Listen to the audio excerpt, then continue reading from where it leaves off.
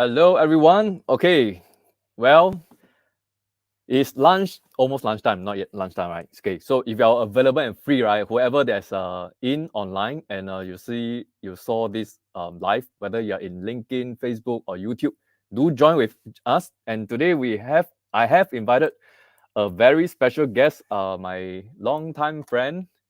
And for those who know him, you know him. You don't, all right, it's okay. Today you'll get to know him. Okay, so in business, we often face like challenges in hiring the right people and building a strong team. Right. So today I've invited my friend Kenneth, okay, who is really a veteran in human resource, and right now he's running his own firm and business. Right. We're going to learn from him a lot of stuff. Okay, so if you are available right now, please join me. Come in, and we're going to have a great time. Okay, so let me invite him into the show. Hello, Kenneth. How are you? Hello everyone. Hi, how are you? I'm fine. I'm fine. Okay, so we have Kenneth with us. Kenneth, can you share a little bit about yourself before we continue Yeah, before my interview? Yeah. sure. Spent the last 30 plus years in human resource. Traveled the world. Managed global HR in the US, in South America, in Europe, in Asia Pacific. So been there, done that. Also lived overseas several times. Been an expat as well. Most notably in Taiwan with TSMC. Um, so that was based in Hsinchu. That was in the early 2000s, right? Wait, are you able to hear me? Can you say something? I think you are muted, bro. Somehow cannot hear you. Am I? Now it's okay. Okay. Got it. Because there Okay. was an incoming call. I see. Yeah. Okay, So okay. so no problem. So basically, so spend the last 30 years traveling the world. So right now I'm in this juncture of my life where I've decided to do something different. Well, later on during the interview, you will probably hear more. Yeah. I will drill you and make sure that you share a lot. Hey, but you're really interesting. I mean, I look at your profile. Wow, like you've been all over the world, right? Like you mentioned, and I think all of those places that you went, you are actually taking up the role as a what as a hirer, right? Right. You I hire have, people. yeah, sorry to interrupt. Ever Mm, since 1994, I started work much earlier than that, but ever since 1994, I've already realized long time ago that that to be truly influential in whatever I do, it has to be at the level where I can make decisions. Okay, I can influence the stakeholders. So I've since 1994 figured out that I got to be at the corporate headquarter level. Okay, where I drive strategy, I drive operational effectiveness, I drive cost, I drive culture, I drive values. Okay, but so that's mainly in the where area of HR, is that right? mainly. Mm, Of course, as I became more mature, um, as the organization also became more mature, I moved also into business partnering. Okay, mm. so not just into strategy, but also into how to influence the stakeholders to do more for the company and do better for the company, right? Through people interventions. So this is what I did, and the last 30 years has been very meaningful, to say the least. Yeah. What is the largest team you ever led before? The number in terms of In numbers. terms of HR, Yeah. uh, my HR team, the largest was in the mentor media, where I had about 25 team members across the globe. Across the globe, But in which is terms across the globe, mm, yeah. But in terms of employee size, Mentor Media was not the largest. The largest was TSMC. We were talking about easily 40,000 employees. Mm-hmm. Mm-hmm. Yeah, And that's huge. yeah. That's huge. Huge, very, very big. Yeah. Were there like, okay, I mean, I've never led such a huge. To me, it's like a city. 40,000. Let me see. It's a small Yeah, city. it is. Right. It is. 40,000 is a small city. It is. Yeah. I think it's really very challenging. In terms of like, especially communication. Right. How do you communicate your vision? Right. And all that to flow down. Right. But maybe you can share with us. Like, is there a single challenge that you face that you have learned through, right, that help the company? Is there something off your mind that you can think of, went through challenge and then but you did something that overcame okay. it? I think time is always a commodity. Okay, a rare commodity. If you do what I did all these years, you know that I need more time in a day. Okay. So typically, when I was a bit younger, even up to the stage where my last role, I typically work about 12 to 15 hours a day. Okay. And that basically underscore the fact that there is no shortcut to success except to do work and to be hardworking, right? And to be diligent. And once you are more diligent, once you put in the hard work, I guess good fortune will come, right?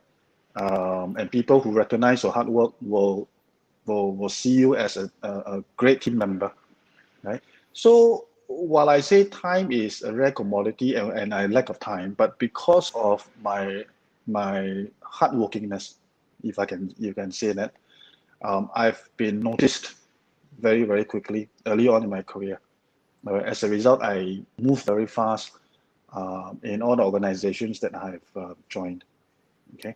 The other component that I thought was important in my formative years, and in fact towards the last part of my last 10 years of my career, was trust in people.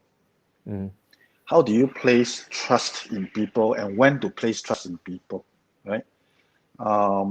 So very often we look at people whom we trust and say that, okay, once this person demonstrated a series of consistent actions, all right, that is consistent with your own beliefs and your values, then you accord trust. Okay. Unfortunately, this trust in people these days, especially in the modern era, has transcended a different meaning altogether. Right. The younger generation these days do demand trust even before they can demonstrate trust. Okay. I think many of us who are in your 40s and 50s and even your 60s will understand that as a challenge. Okay. So that's why I said then, how and when do we provide and give trust to people that are working with you, right? So this is another area that I think over the years, working alongside my younger colleagues who are in their 20s, 30s, as well as the Gen X and Gen Y, this is what I learned, and this is what I think a lot of HR professionals should continue to pay a lot of attention.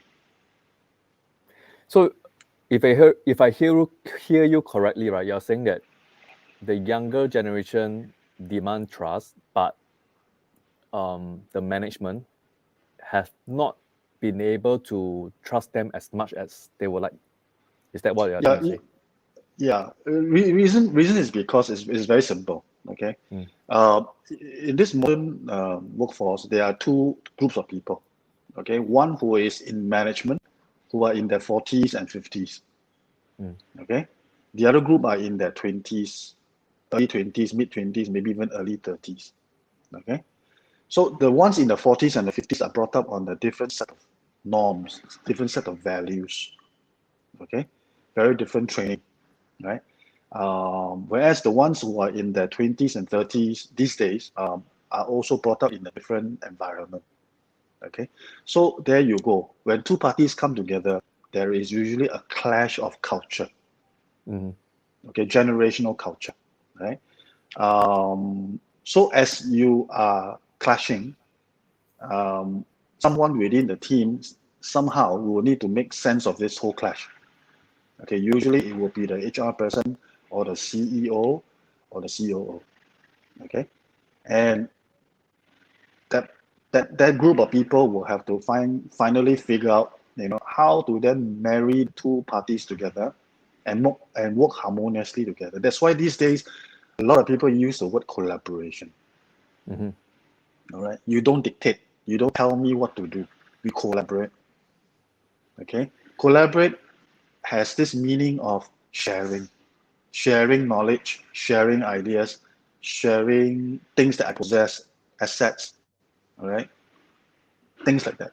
Okay, meeting of minds. So there is no longer a top-down directive where I say I'm the boss, therefore I tell you what to do, you just follow. No, those days are gone. Okay, so these days are more collaborative. So collaborative is the way forward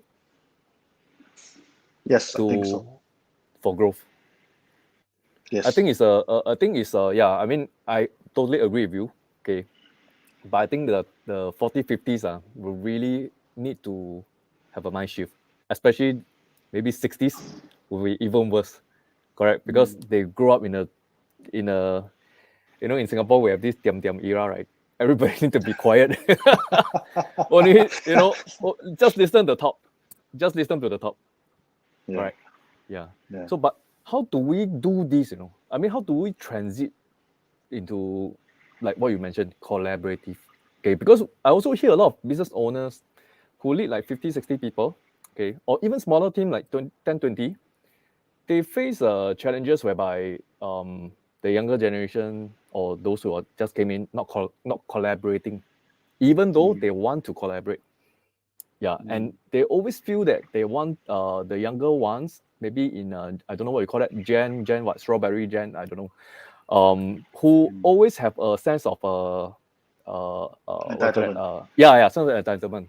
So Mm. okay, I'm in my 40s lah. So let's say for me, how would you advise me to manage and handle the younger generation so that we can work with them in the best way possible? Okay. First and foremost, I think the current situation that is facing a lot of human resource professional and even business people in the corporate world is not new. All right. If you remember way back 20, 30 years ago during the Industrial Revolution, the people who survived the war, all right, were a different generation compared to the generation Y guys that came into the workforce way back in year 1960s and 1970s. Okay, so again, those people had to adjust, all right, between the X and the Y. So how do we adjust now going forward?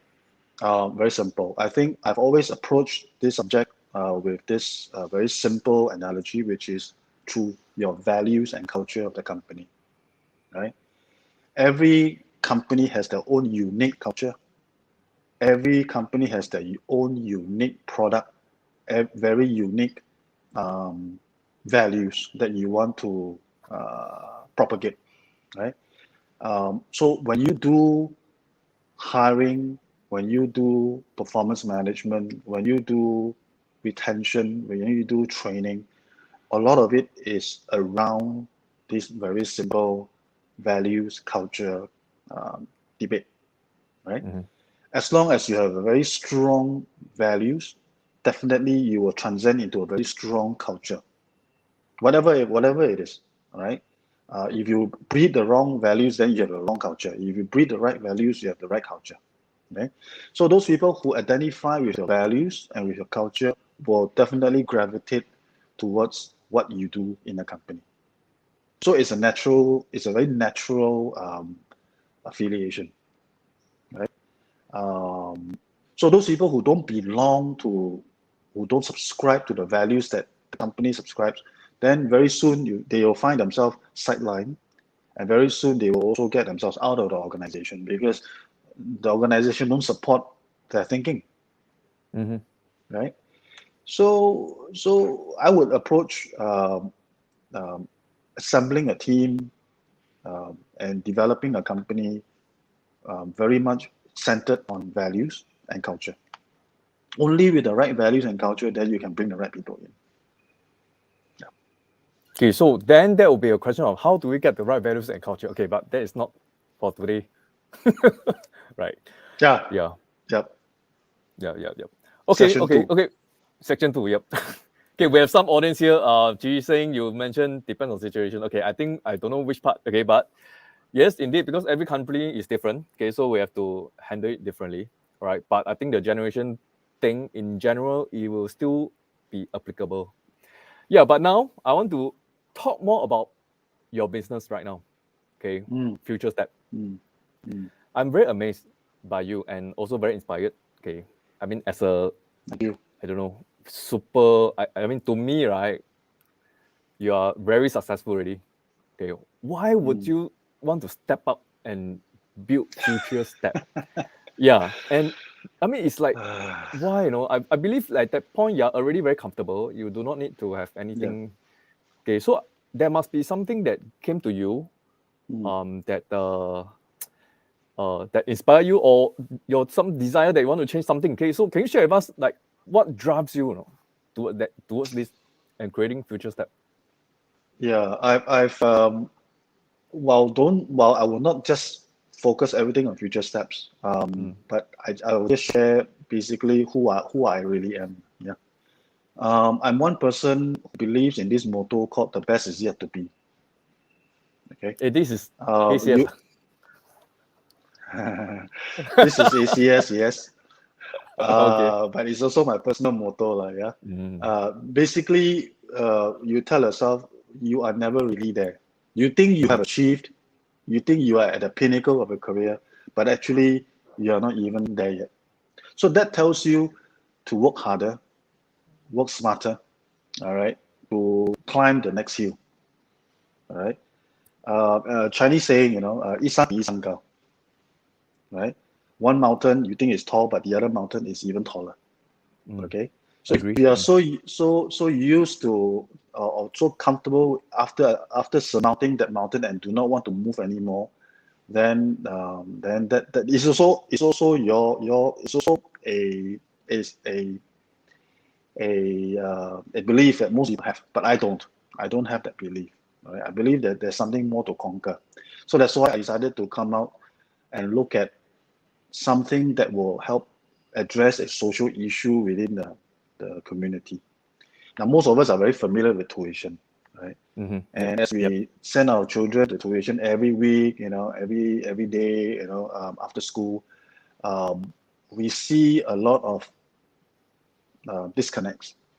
Okay, whenever you bring your kid to the tuition center, or when the tuition teacher comes to your place to do tuition, what are they doing? They are only rehashing what the classroom teachers have already taught them in class. Okay, so imagine a class of 40 people in a classroom in a school environment. All 40 of them have different personalities, different learning styles, different multi-intelligence. All right, how is a teacher going to concise the teaching model, all right, to just one or two of the models that will benefit 40 students? It's impossible, right? That's why parents decided to do tuition. But then as you enter the tuition center or even the tuition teacher, you go back to the same thing again. Tuition center, more than one. Okay, there will be a group of students. Again, the teacher cannot customize.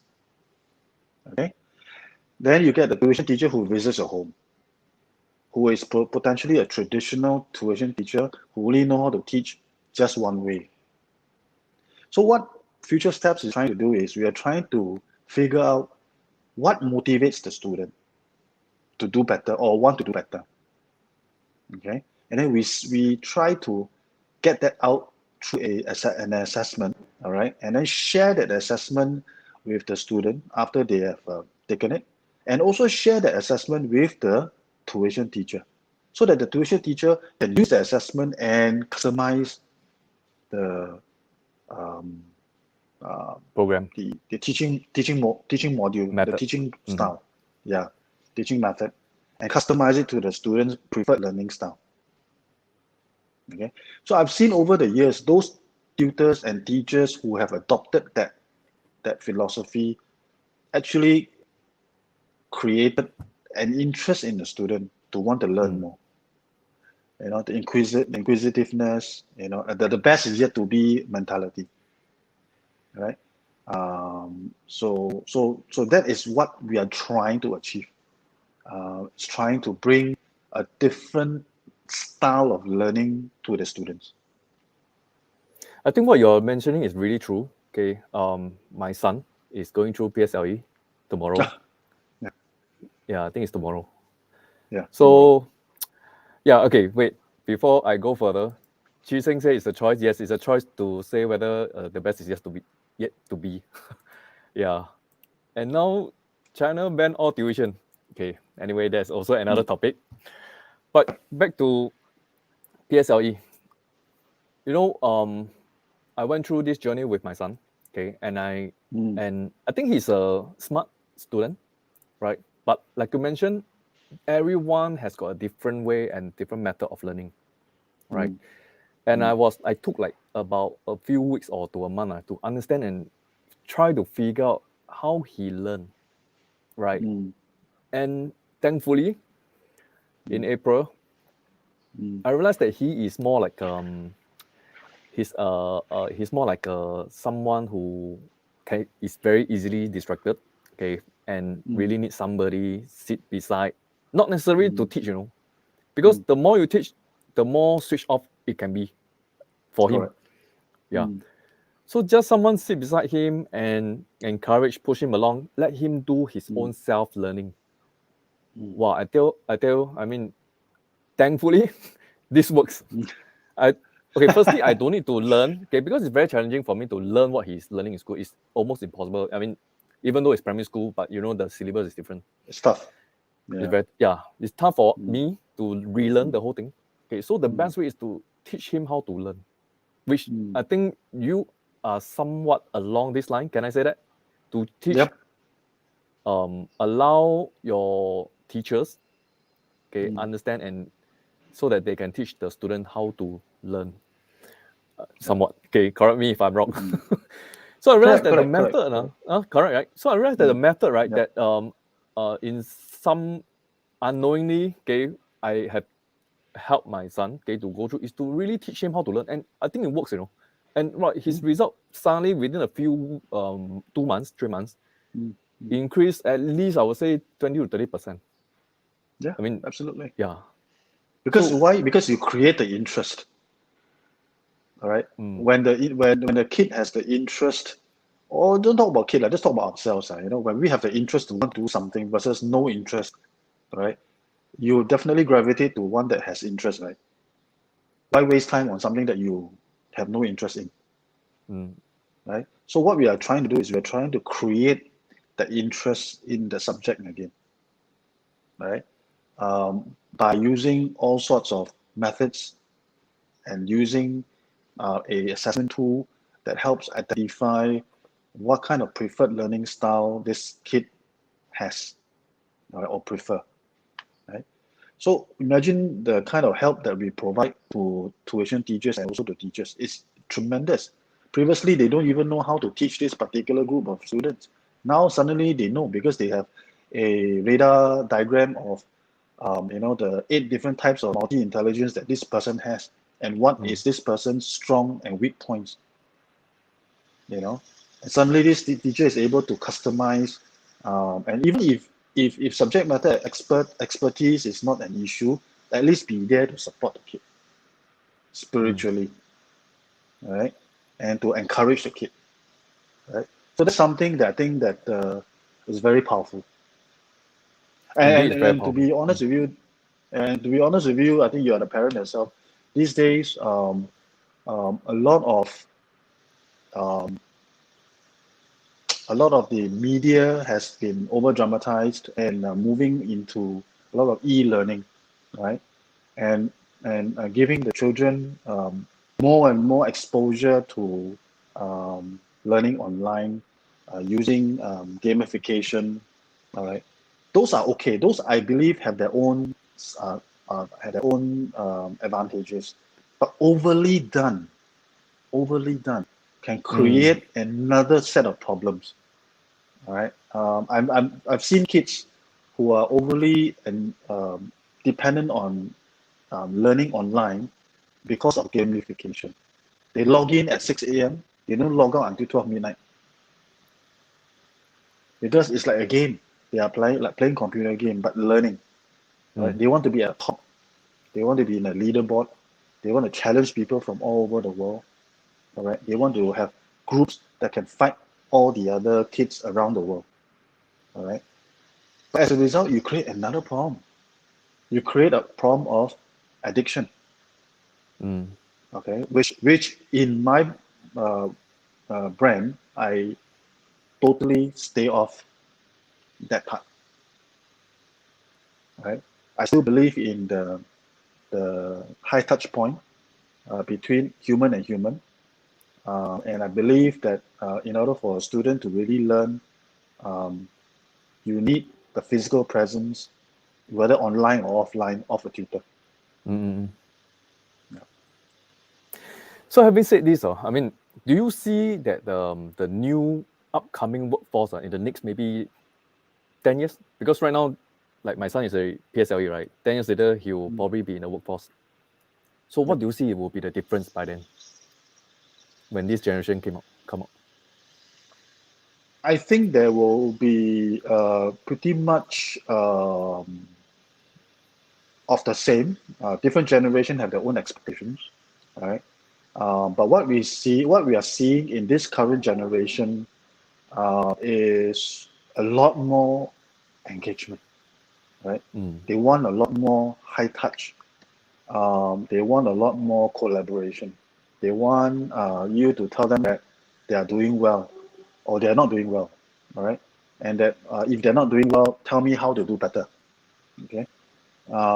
They want um, to be in a group where everybody have their own say in whatever they want to do.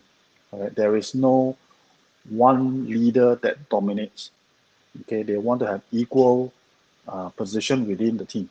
Right. So a lot of team-oriented collaboration going forward. Right, and a lot of engagement required to manage this group of people who are progressively going through the education system and then coming up in the workforce in about 10, 15 years time, right? But of course, I mean, I'm no soothsayer. I can't predict the future. But what I can certainly see is what is based on history, right? Based on whatever happened to Gen X and Gen Y, right? And what is happening right now, so we can predict what is going to be in the future. So it seems like what you're saying is really getting into what we call internal branding, right? To get your own team working, you first of all need to create, like you mentioned, values and all that, and create a brand. And it's like a movement, but these guys will be like in your inner circle, so that they can feel that it's a togetherness and move forward together as a business. Wow, but I tell you, it's very challenging for me if I want to do this without any. So tell me, Kenneth, your system, can it be applied into business? Like, okay, you see, every day what I'm trying to do, right? Every day, in fact, right now, I'm training people. I'm training all my, my team and my customer, whoever, right? Of course, I used to do sales, right? But now I realize that as the more I do, now I'm doing more training than running the operation. I no longer run the operation. I no longer do sales. It's really keep on teaching and teaching and teaching. So your system, does it come into play for corporate? Yeah, of course. Well, while I say that I manage the tuition platform for school-going children. We are in the process of setting up a business consulting arm of Future Steps, all right, where we provide executive coaching consulting, all right, to companies like you and mainly to SMEs, all right. SMEs, why? Because they are, majority of the time, they are so focused on driving the business, all right. They forget about the people aspect, okay. And I believe SMEs being 99% of the workforce in Singapore, all right, the employees in Singapore require a lot of help. Okay, of course, there are very successful SMEs who have done it, seen it, and delivered. So we can take examples from those very successful SMEs. Right? But by and large, a lot of the SMEs are still trying to figure out. I mean, a very simple example, like in your business, if I were to do consulting with Ready Space, right? Very simple. I would say, what is the blue ocean strategy for your company? Okay, a lot of the SMEs are actually playing in the red ocean.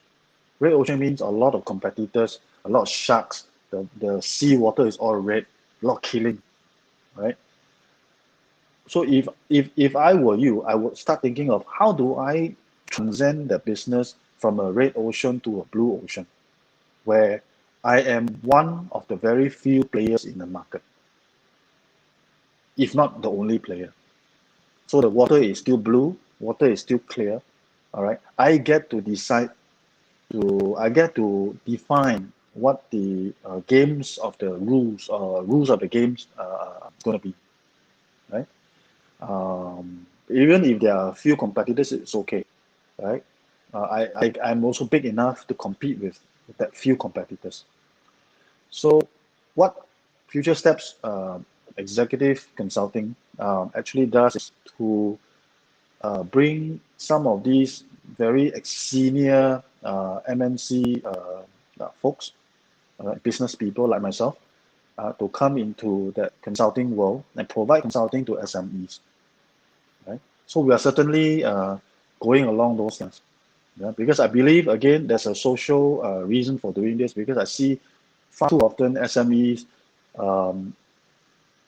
very successful for the first phase of their life, and then subsequently start to phase off and eventually even disappear from the face of the earth because they cannot sustain. Right? And Blue Ocean talks about how to increase profit, how to increase revenue while reducing costs. All right? It is not a trade-off. It is both and this. This is not this or this. Right? Yeah. So hiring definitely is part of it. And as an SME myself, I think one of the main thing is how do we hire the right people at the lowest cost? Because human resource is cost. Okay, but I mean, if you can get somebody who is the right one, okay, and it's not just about able to like flow or talk, it's really like able to perform. Okay, flow is one thing. Sometimes you can be very flow but cannot perform. So I think SMEs, you are right. That we really need a system or method, right? That we can quickly, or process. A process, to quickly identify the right person comes in and run the business. Yeah, because SME lack of time, lack of money. I cannot like wait for 3 months. Then I realize, sorry, you're not suitable. So that will be a 3 months. Nowadays, 3 months salary is not like last time, It's a gamble. Yeah, to SME it's gamble. And I think worst of all is that SME we face competition. Okay, when you say red ocean, that is the product kind of competition. But for SME, we face competition in terms of hiring. We fight with government, we fight with MNCs overseas. Yeah, especially the government, frankly. So we always have staff come in, like a springboard. They have some experience, then after that they jump off to either government or government link, which pays them much higher. Yeah. So this is really a challenge, and I think what you're doing is really helping the SMEs like us.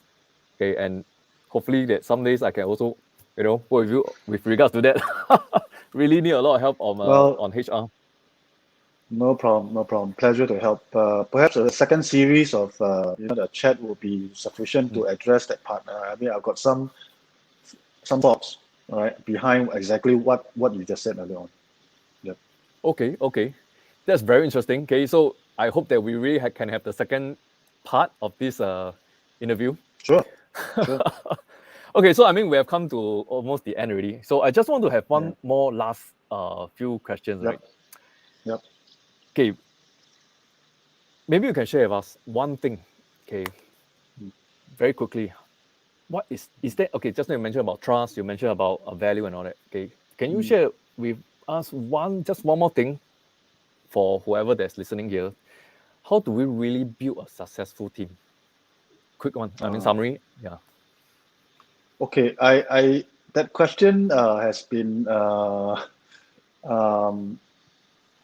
constant pain in the neck or pain in the butt, right, for many people. Right? So whenever I hire, I always ask, um, what is it that you can do for me as a candidate?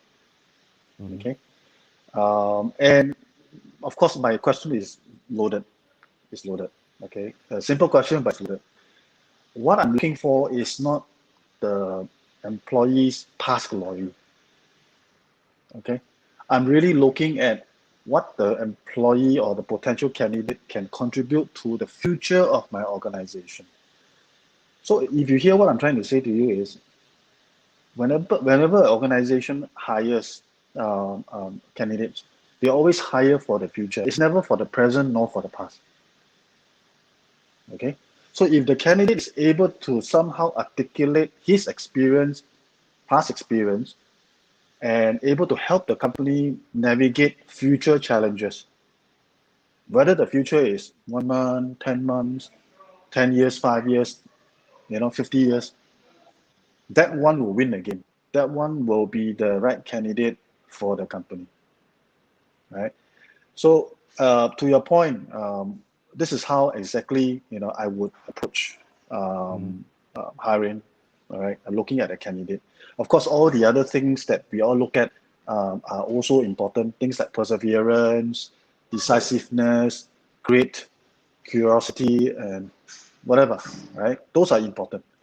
But hiring for the future, looking at what this person has in terms of skill sets and knowledge that will bring the company to challenge competition, and hopefully in the blue ocean environment, all right, that will be the key. Well, good. I mean, thank you so much. I think it really triggered something for me, Yeah, because I have I'm sure. never thought of that this way. Yeah, like you mentioned about hiring. Okay, I hire for the now because when I need it, then I hire. Because when business, okay, I mean, I think most entrepreneurs will do that because you need manpower now, then you spend to hire people. So what you are saying that is that we should take a step backwards or forward. Okay, forward, backward. Okay, anyway, at a different perspective whereby you hire the person for the future. For the future, no point hiring for the present, because present is only at best attacking the issue over the next 2-3 months, maybe up to a year.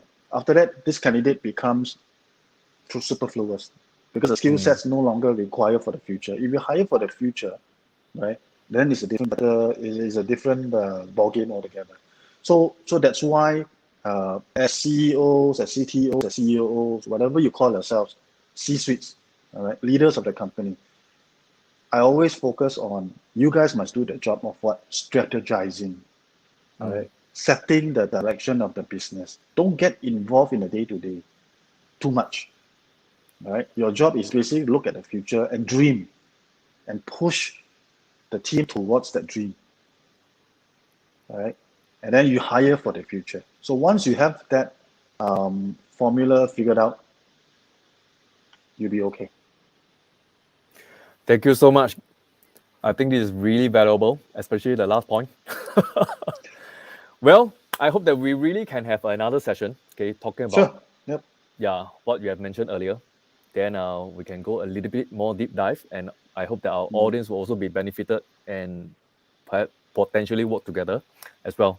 Yeah, so thank you so much for your time today. And yeah, No problem. I was look forward for everyone else to join us again the next time. See you. Bye bye.